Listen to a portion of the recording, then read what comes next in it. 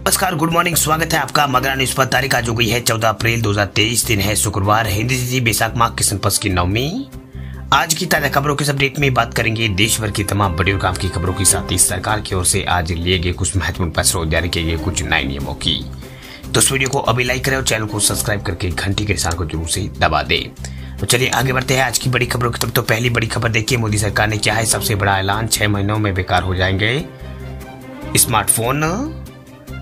मोदी सरकार ने अब तक का एक और जबरदस्त यहाँ पर ऐलान किया, जिसके तहत अब आपका जो फोन जो है 6 महीनों में बेकार हो जाएगा। दरअसल मोबाइल फोन्स को लेकर सरकार का ये अब तक का सबसे बड़ा फैसला। इसके तहत केंद्र सरकार ने मोबाइल कंपनियां हैं उनके लिए हेडसेट में इमरजेंसी अलर्ट फीचर देने को अब अनिवार्य कर दिया है। यदि अब सरकार के इस नए आदेश के बाद भी स्मार्टफोन कंपनियां इमरजेंसी अलर्ट फीचर नहीं देती है तो उनके ऊपर कार्रवाई की जाएगी। इसके लिए सरकार ने मोबाइल कंपनियों को 6 महीनों का वक्त यहाँ पर दिया है। यदि वो ऐसा नहीं करती है तो उनके मोबाइल जो है बेकार हो जाएंगे।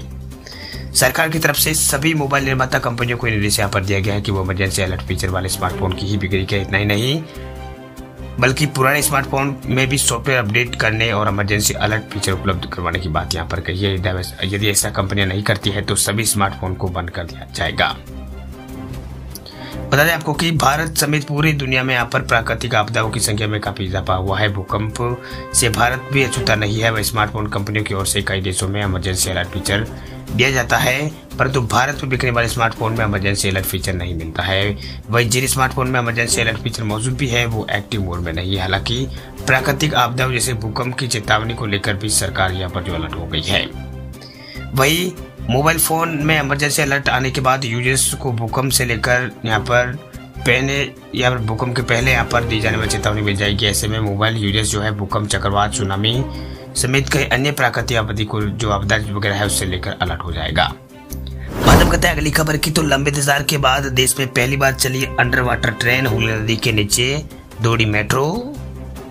देश में पहली बार अंडर वाटर ट्रेन चली है। ये ट्रेन जो है कल जो है पश्चिम बंगाल की हुगली नदी के नीचे से होकर कोलकाता से हावड़ा पहुंची। वही लंबे इंतजार के बाद ये देश की पहली मेट्रो ट्रेन गंगा नदी के नीचे से दौड़ी है। वही भारत में ये पहली अंडर वाटर मेट्रो परियोजना है। इस ऐतिहासिक पल की गवाह जो है कोलकाता मेट्रो के रेलवे महाप्रबंधक पी विजय कुमार रेड्डी भी यहाँ पर बने।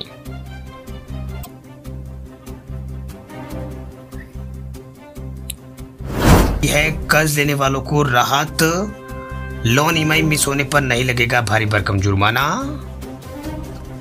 रिजर्व बैंक यानी आरबीआई ने लोन को लेकर बड़ा ऐलान किया। दरअसल क्या आप लोन ना चुका पाने से बैंक के ऊपर अगर भारी यहाँ पर जो बैंक है आपके ऊपर भारी भरकम जो पेनल्टी है वो उसके अगर परेशान है तो आरबीआई के आपके लिए बड़ा राहत लेकर आया है।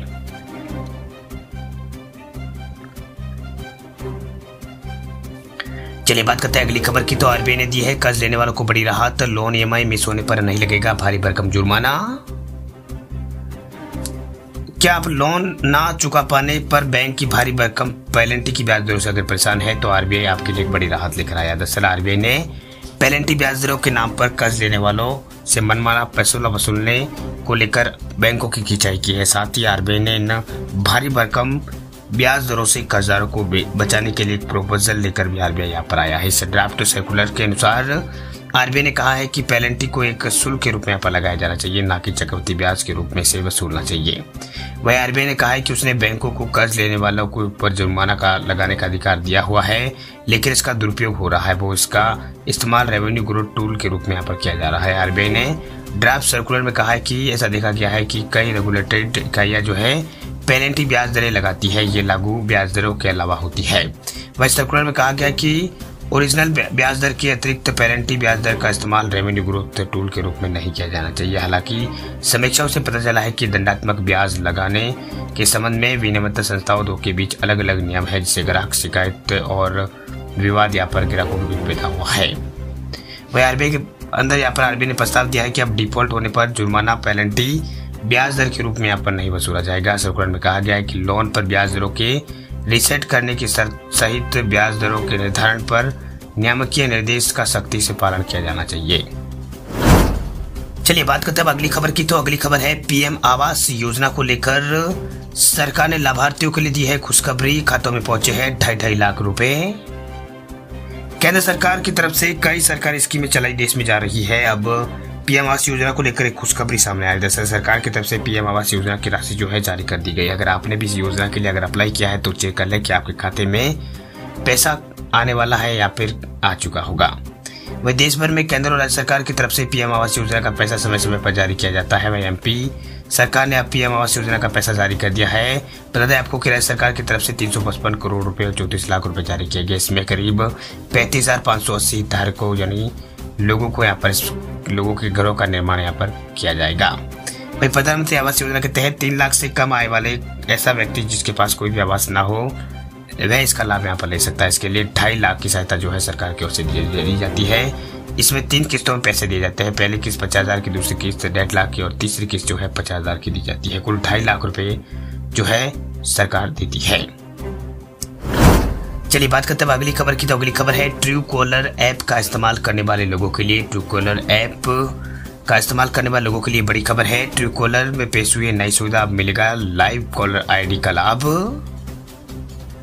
ट्रू कॉलर ने भारत में आईफोन यूजर्स के लिए लाइव कॉलर आईडी नामक का एक नया जो सॉफ्टवेयर है, नई सेवा जो है शुरू की है। ये फंक्शन यूजर्स को स्क्रीन पर कॉलर की पहचान को बताता है। बताते हैं आपको कि इससे लगभग 38 मिलियन यूजर्स इसके हैं। वही एंड्रॉइड फोन पर अगर यूजर्स को यहाँ पर अगर कॉल आती है तो ट्रू कॉलर तुरंत कॉलिंग स्क्रीन पर कॉलर की पहचान प्रदर्शित करता है।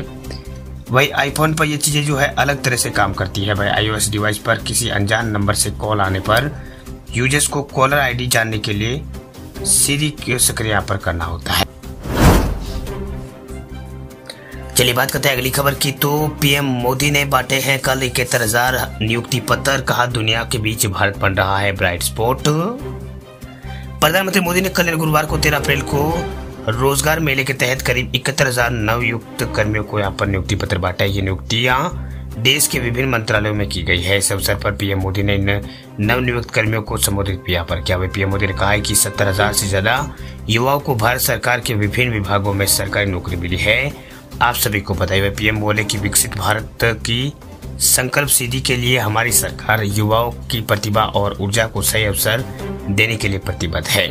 वही आज भारत दुनिया की सबसे तेज रफ्तार से आगे बढ़ने वाली व्यवस्था जो है बन गई है। वही भारत दुनिया का एक ब्राइट स्पॉट के रूप में यहाँ पर देख रही है, यानी भारत को दुनिया एक ब्राइट स्पॉट के रूप में देख रही है। चलिए बात करते हैं अगली खबर की। तो अगली खबर है वित्त वर्ष 2023 में पैसेंजर व्हीकल्स की बिक्री में भारत में 26.7% की बढ़त, चिप शॉर्टेज की समस्या से मिली है निजात। ऑटो इंडस्ट्री संगठन society of Indian automobiles manufacturers ने गुरुवार को बताया है कि वित्त वर्ष 2022-23 में भारत के अंदर जो पैसेंजर व्हीकल है उसकी बिक्री में 26.7% की बढ़ोतरी देखने को मिली है। चिप शॉर्टेज की समस्या में सुधार और एसयूवी सेगमेंट में आई जोरदार मांग के चलते ऑटो बिक्री जो है देश के अंदर बढ़ी है। वही SIAM ने यहाँ पर बताया है कि 31 मार्च 2023 को खत्म हुए वित्त वर्ष में पैसेंजर व्हीकल की थोक विक्रेता जो बिक्री जो है वो 39 लाख यूनिट जो है यहाँ पर रही है, यानी 39 लाख यूनिट के ये आसपास यहाँ पर रही है। वही जो पिछले वर्ष है जो 31 यूनिट यहाँ पर थी। वही SIAM ने यहाँ पर ये भी कहा है कि पूरे साल महंगाई के उच्च स्तर पर बने रहने के बावजूद भी चिप सप्लाई में सुधार और आय में बढ़ोतरी और दबी मांग में तेजी से यहाँ पर जो सेगमेंट जो है उसमें यहाँ पर भारतीय ऑटो कंपनियों की बिक्री इसमें देखने को यहाँ पर मिली है।